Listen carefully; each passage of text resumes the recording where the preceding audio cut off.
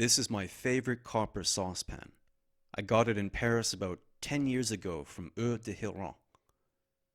And it's not looking so great today, but we're going to do something about that.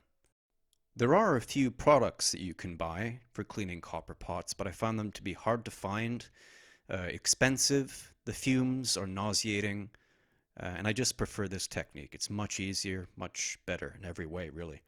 The first step is to get a bowl and a sponge. Soak the sponge in white wine vinegar and then cover one side of the sponge with table salt. The salt and vinegar will create a chemical reaction that will react with the copper, and at the same time the salt granules will act as an abrasive.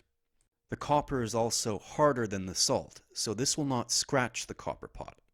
And also please note that if you're using a double-sided sponge like I am, the one with the yellow and the green side, the green side, that abrasive pad, is too hard. If you try and use that, it will scratch your copper pot. So as you can see, it's been about 10 seconds and you can see the difference already. The first step will be done in a matter of minutes.